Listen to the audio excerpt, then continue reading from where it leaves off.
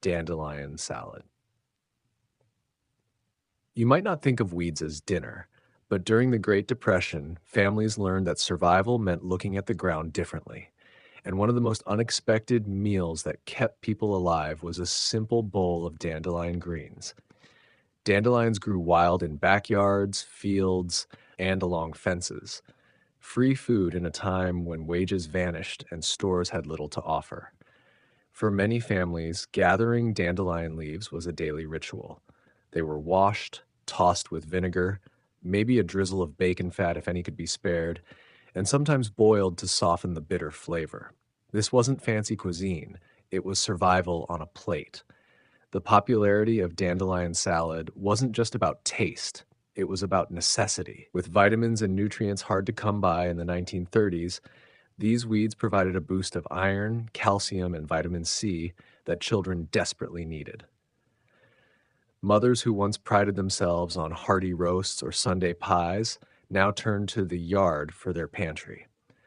And while some remembered it with a sense of shame, others recalled it as a symbol of resilience, the moment they realized that even nature's throwaways could keep a family going.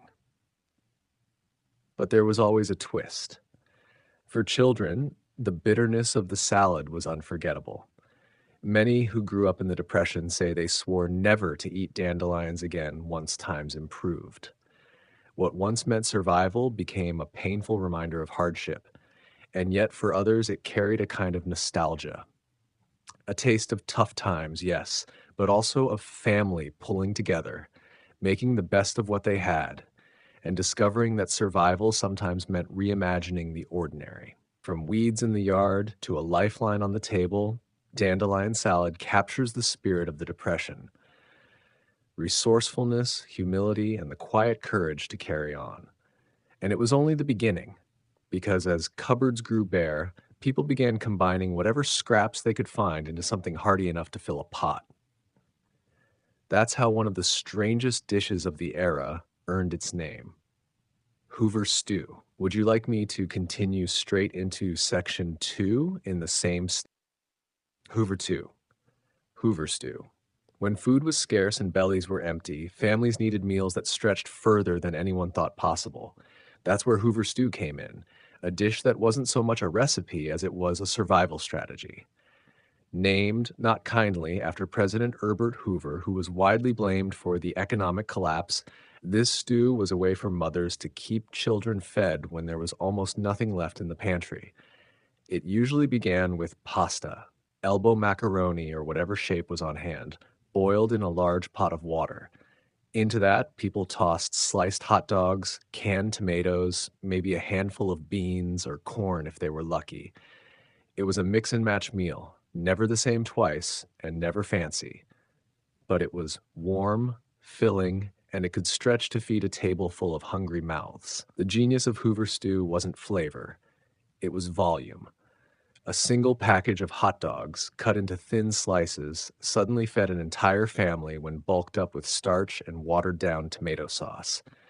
Children might complain about the strange combinations, but they ate every spoonful. For many, it was the only meal of the day, and it carried with it a sense of grim humor. People joked about Hoover stew the way they joked about standing in breadlines, because sometimes laughter was the only seasoning they had. But beneath that humor was something more sobering.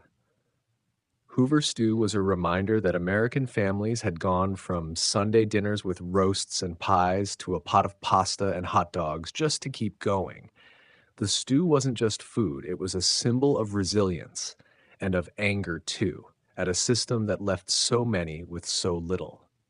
Those who grew up on it never forgot.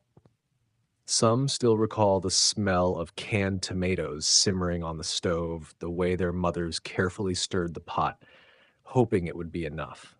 For some, the dish brings back painful memories.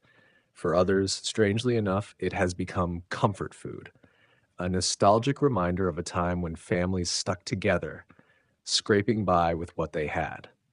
Hoover stew showed that survival wasn't about taste, but about togetherness. And when families needed even more resourcefulness, when they wanted the comfort of dessert but couldn't afford fruit, They came up with one of the most famous tricks of the Depression era, the mock apple pie.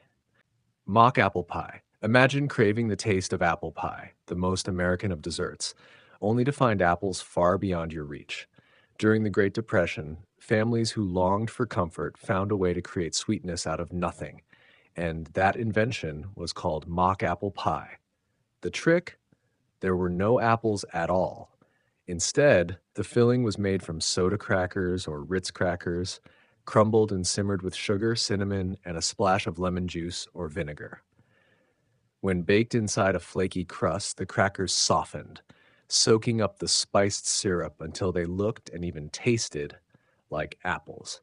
To a hungry family gathered around the table, the illusion was enough. This dessert was more than a kitchen trick. It was a small act of hope.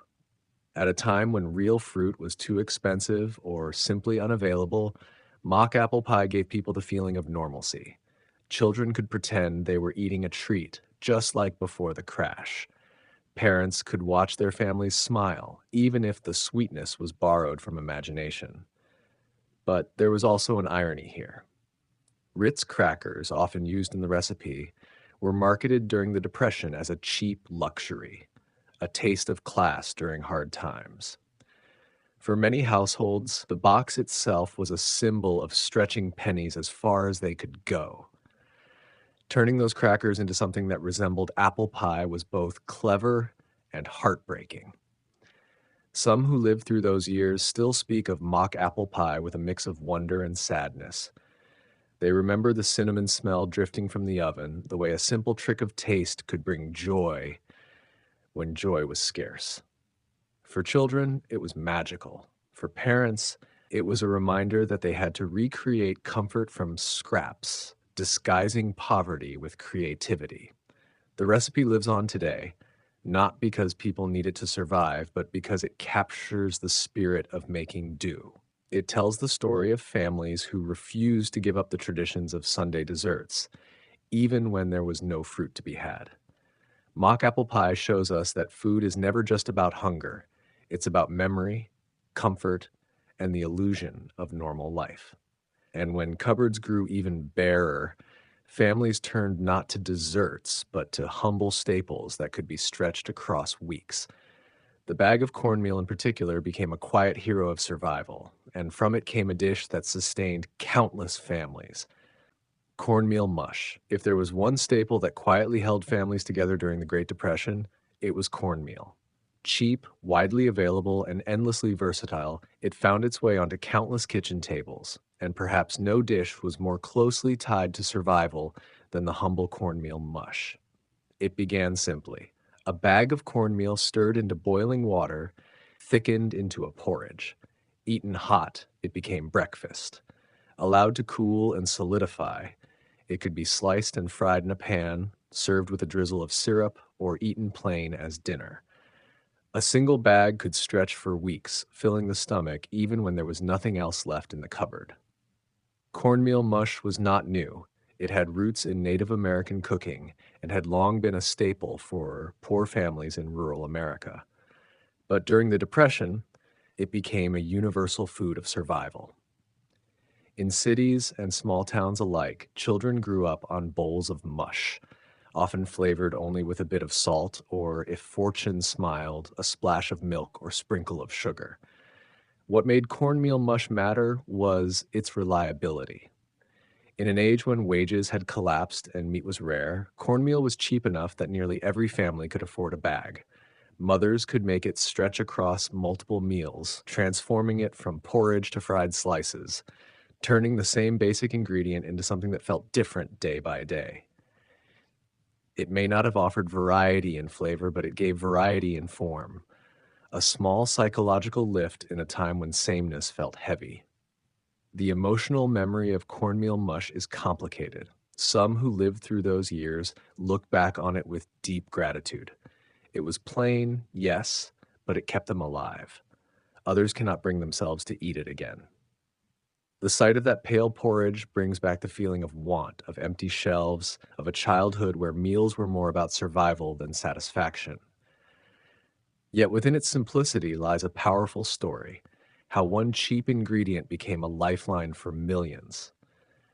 Cornmeal mush wasn't glamorous, and it wasn't meant to be. It was fuel, comfort, and survival in a single pot. And just when you think survival cooking couldn't get any barer, some families turned to an even thinner substitute. With no money for vegetables or meat, a bottle of ketchup and hot water became dinner. This was the desperate invention known as ketchup soup. Number 5, ketchup soup. There are meals that reflect resourcefulness, and then there are meals that reflect desperation. Few Depression-era recipes capture that more starkly than ketchup soup. The recipe couldn't be simpler or sadder. A few squirts of ketchup, stirred into hot water, became a thin broth.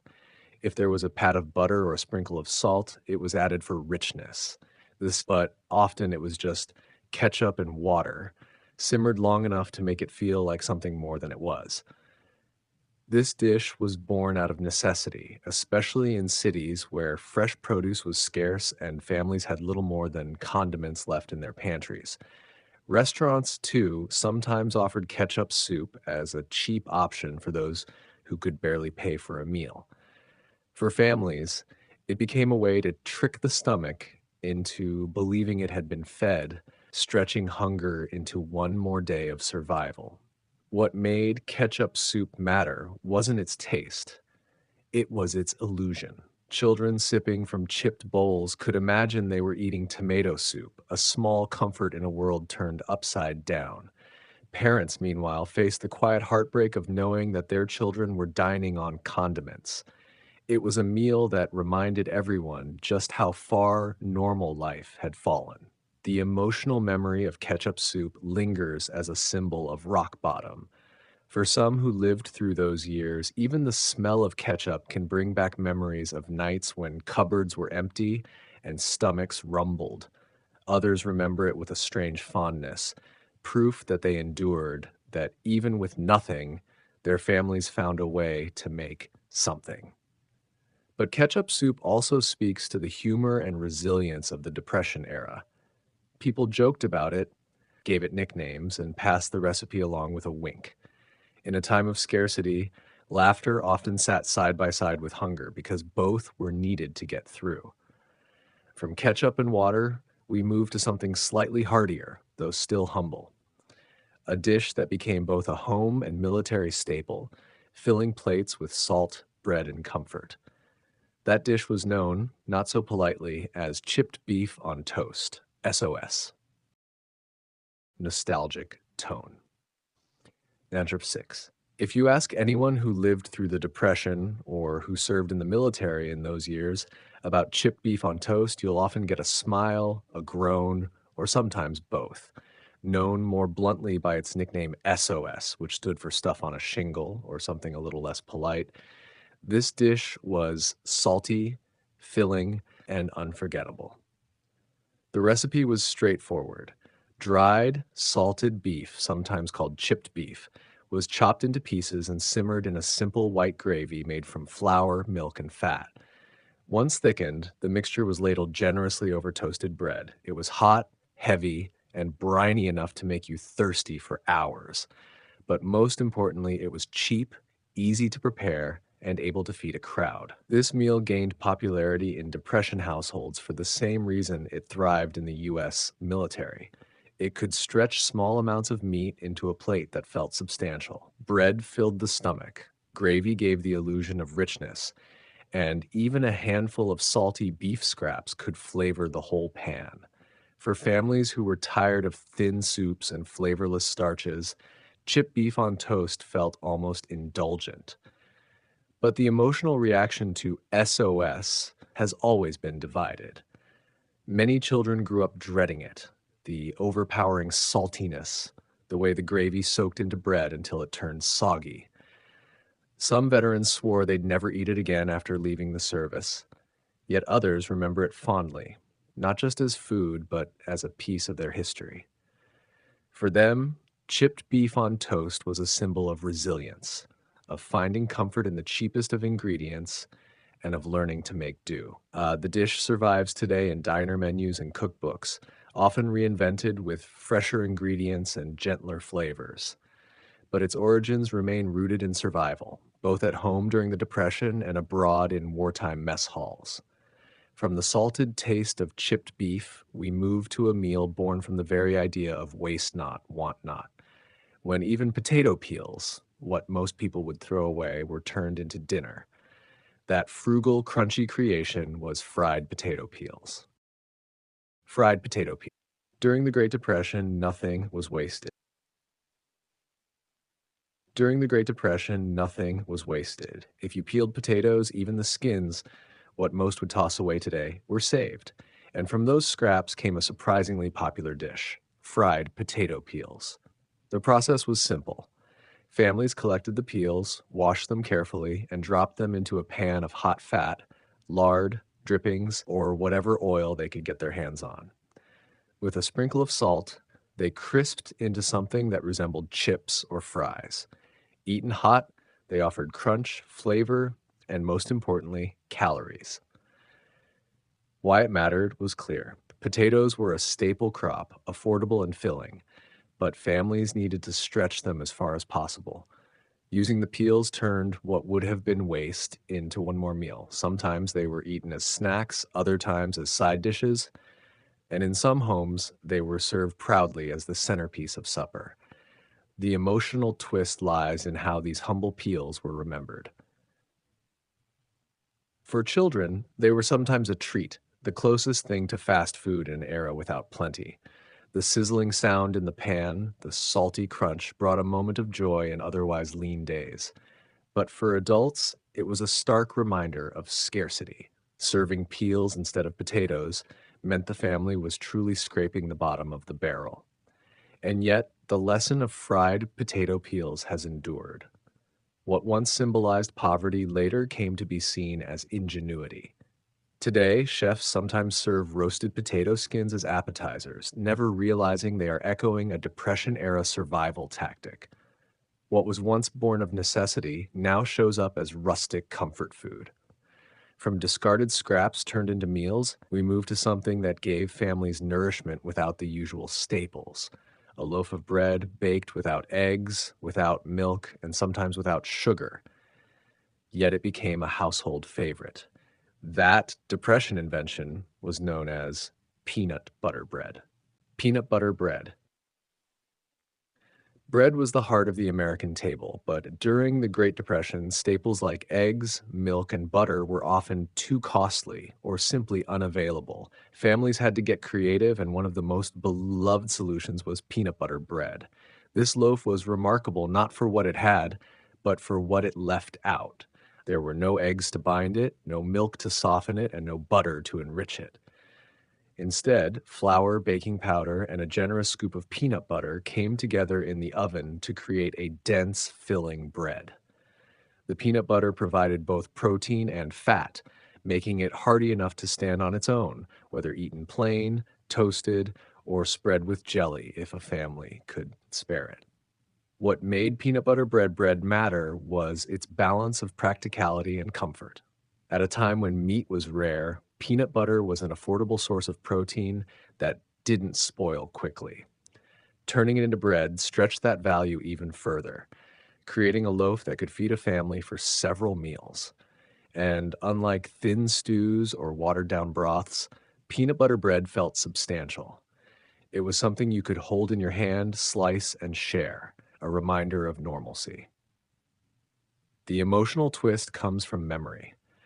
For many children of the 1930s, peanut butter bread was the closest thing to a treat. Its nutty aroma filled kitchens with warmth, and its taste carried a sweetness that seemed luxurious compared to plain mush or cabbage soup.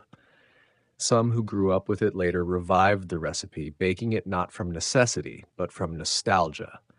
Others, however, never wanted to see another slice again because to them, it tasted like hard times. Peanut butter bread has experienced small revivals in modern times, especially during crises when store shelves emptied. Each time it returns, it reminds us of the resilience and resourcefulness of those who first baked it in the 1930s. From peanut butter loaves, we turned to another breakfast table substitute, this time made when flour was scarce and oats became the foundation of survival.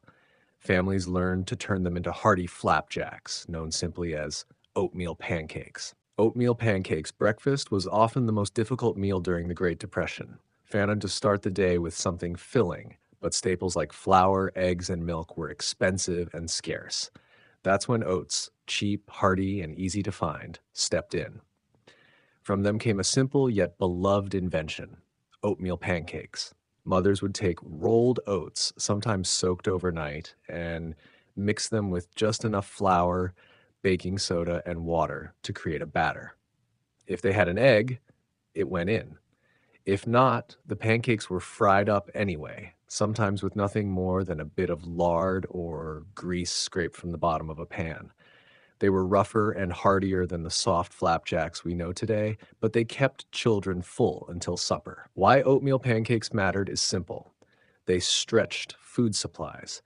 A small sack of oats could be transformed into dozens of breakfasts, making them one of the most dependable staples of the era.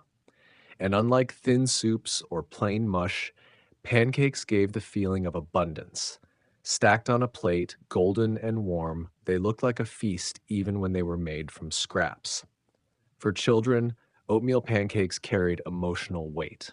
Drizzled with a spoonful of syrup, if there was any, or even just sprinkled with sugar, they became a rare treat in lean times. Families gathered around the breakfast table, sharing stacks that felt special, even if the taste was plain. Many remembered them as a symbol of their parents' ingenuity, how something simple could be transformed into something comforting. But the twist comes in the memory of scarcity.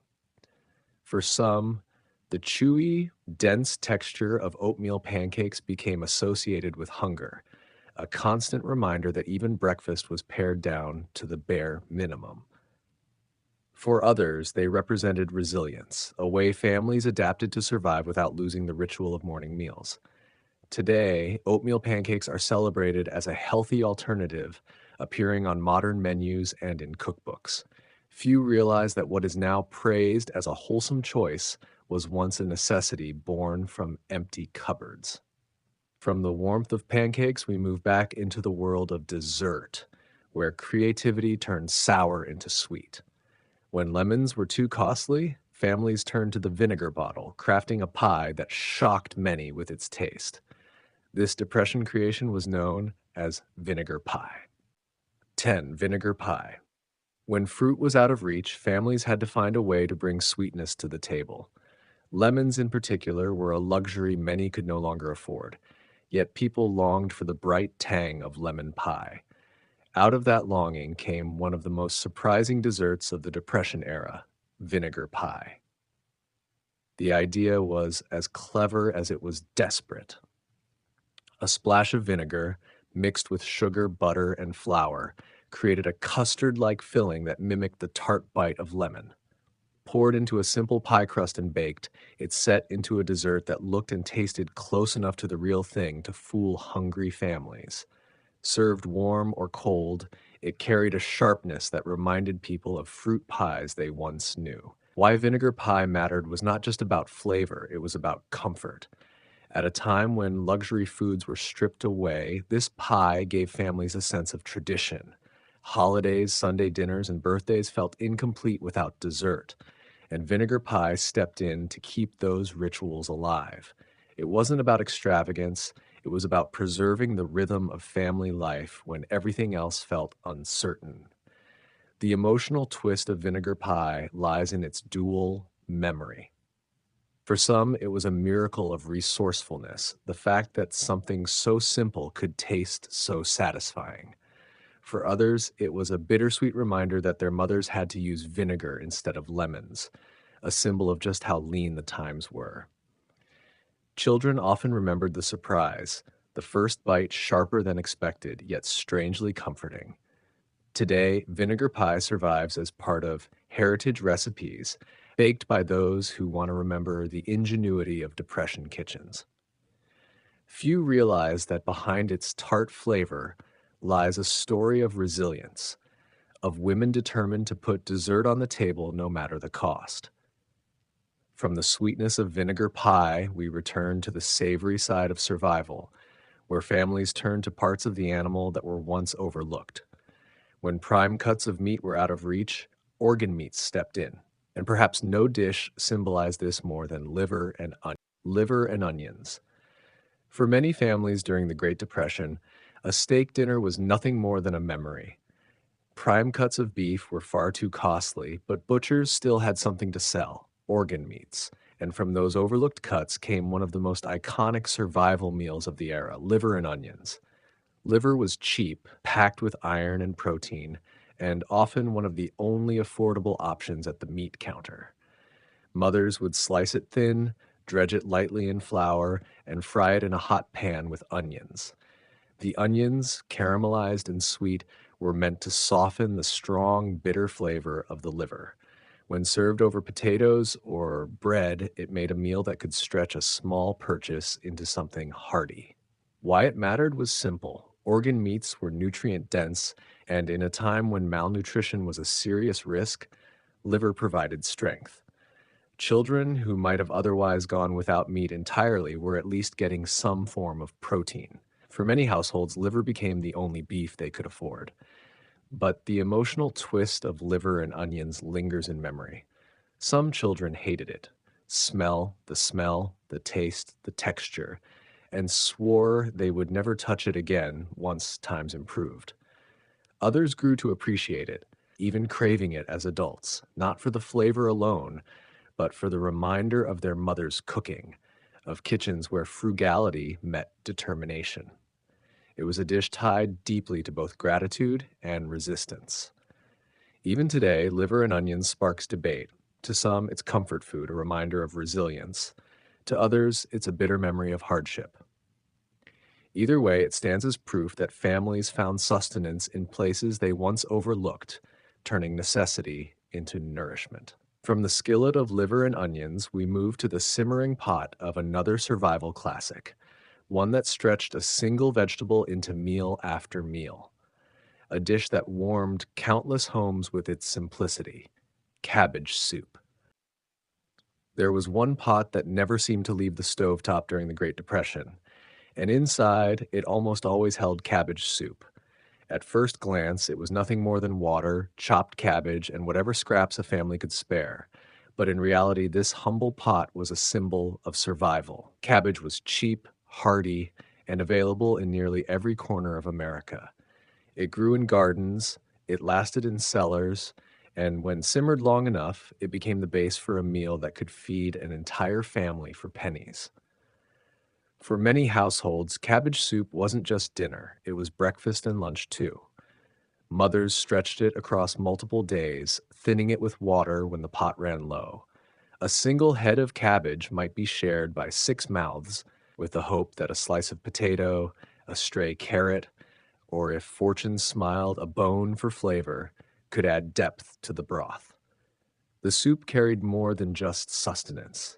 It carried memories of kitchens filled with steam, of families huddled together at wooden tables, of fathers returning from fruitless job searches to at least have something warm to eat. It wasn't glamorous and it wasn't hearty, but it was dependable. And in a time when little else could be counted on, that meant everything. What makes this dish so striking is not the recipe itself, it's the way people spoke of it years later. For some, cabbage soup brought back memories of struggle and hunger. For others, it was remembered with a kind of reverence as the meal that kept them alive. It wasn't about flavor, but about survival, and perhaps even more, about resilience. One woman recalled how her mother made the same pot of cabbage soup last nearly a week, adding water each day until it was little more than broth. Another man remembered the shame of smelling cabbage wafting from his neighbor's windows, knowing it was all they had. Yet, through those stories, a thread emerges. Cabbage soup was the lifeline, a meal that carried people through one of the harshest chapters of American history. It's almost unimaginable today, when grocery stores overflow with abundance, that families once survived on something so simple. But that was the reality of the Depression. A steaming bowl of cabbage soup meant that, at least for that night, hunger would not win. It's Section Teen Depression Cake. It's hard to imagine a cake without butter, eggs, or milk. Yet during the Great Depression, a humble invention proved that sweetness and celebration could survive even in the darkest days. People called it depression cake, or, with a wink, wacky cake. During the 1930s, rationing and shortages meant that many families simply could not afford expensive baking staples. Eggs were scarce, butter was often reserved for spreading thinly on bread, and fresh milk wasn't always available. But that didn't stop mothers, grandmothers, and even neighborhood bakers from finding a way to put dessert on the table. Out of necessity came creativity. This cake used the simplest, cheapest ingredients: flour, sugar, a little baking soda, vinegar oil, and water. Mixed together in one pan, no bowl required, it created a moist, rich cake that could rival anything made with cream or eggs. It mattered because it wasn't just food, it was hope disguised as chocolate. For children especially, the smell of cake baking in a modest kitchen was a reminder that birthdays, holidays, and family gatherings were still worth celebrating, even if times were unbearably hard. One bite could take a person away, if only for a moment, from the worries of bills, jobs, and empty cupboards. The emotional twist is in what the cake symbolized. Imagine a family sitting in a small, drafty kitchen, their cupboards nearly bare. Yet someone manages to bring out a warm, sweet cake from the oven. No frosting, no luxury toppings, just the pure joy of something sweet to share. That simple act of baking was a quiet declaration: we will not let despair win. What's even more remarkable is how depression cake has endured, passed down through recipe cards, family traditions, and even wartime cookbooks of the 1940s. It is still made today. Many people remember their parents or grandparents baking it when money was tight, or even just for the nostalgia of a simpler recipe that stood the test of time. From scarcity came a dessert that continues to remind us of resilience, resourcefulness, and the fact that joy doesn't always require abundance. Sometimes all it takes is a pan, a few clever substitutions, and a little sugar. And while depression cake brought sweetness to struggling families, the next recipe brought comfort in a more savory way, an adaptable dish that could stretch a single loaf of bread to feed a hungry household: bread pudding. 14. Bean loaf. It might surprise you, but during the Great Depression, even the humble bean found itself transformed into something meant to resemble meatloaf. Families called it bean loaf, a dish that did its best to mimic Sunday dinner when there simply wasn't enough meat to go around. At the time, beans were one of the most affordable and versatile ingredients you could buy. They were filling, they stored well, and they provided much needed protein when meat was either rationed or too costly for struggling households. To stretch what they had, cooks mashed beans, mixed them with breadcrumbs, onions, and seasonings, and baked the mixture into a loaf. When it came out of the oven, it was sliced just like meatloaf, often topped with ketchup or gravy to give it a little extra flavor. Why did it matter? Because in the psychology of mealtime, presentation was everything. Sitting down to something shaped like a roast or a loaf helped families feel like they weren't missing out. Children especially took comfort in the familiarity, even if the taste was different. For parents, serving bean loaf meant providing not just food, but dignity, a way of keeping up appearances at the table despite desperate times. But here's the twist. Many people found that bean loaf wasn't just a substitute. It became a dish in its own right. Packed with fiber and nutrients, it was healthier than many meat-heavy meals, and for some families, it actually became a staple they preferred. Even today, you'll find versions of bean loaf in vegetarian cookbooks, a reminder that a dish born out of hardship eventually found a place in modern kitchens by choice. And 15, milk toast. There's a quiet comfort in simplicity, and no dish captures that better than milk toast. For many families during the Great Depression, this humble meal was more than just food, it was a lifeline. Imagine a kitchen in the 1930s, a pot of milk warming on the stove, a few slices of stale bread set aside, and a pinch of sugar or cinnamon waiting in a tin.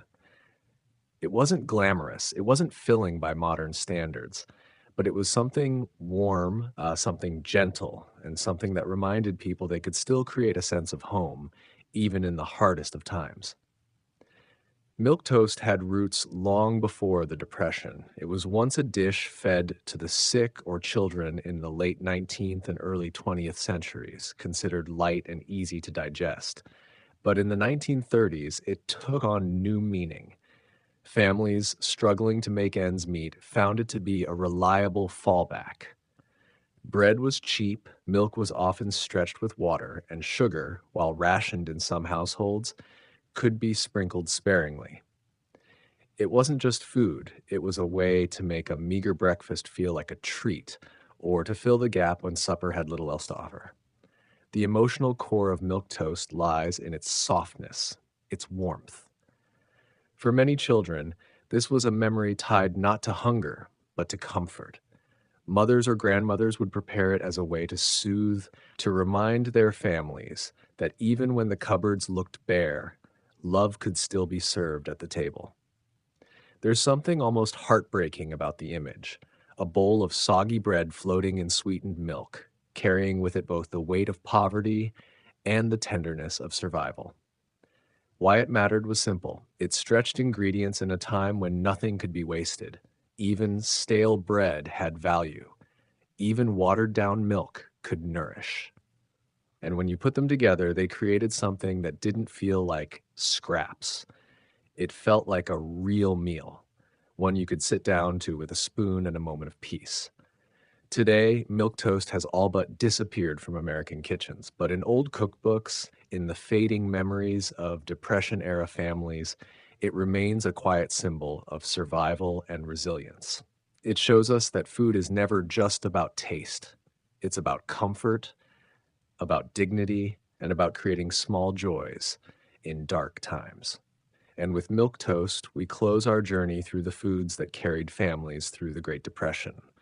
From beans and potatoes to inventive cakes and soups, every dish tells the same story, that even in hardship, people found ways to nourish both body and spirit. It's a reminder, perhaps more relevant than ever, that survival isn't just about what we have, it's about what we make of it.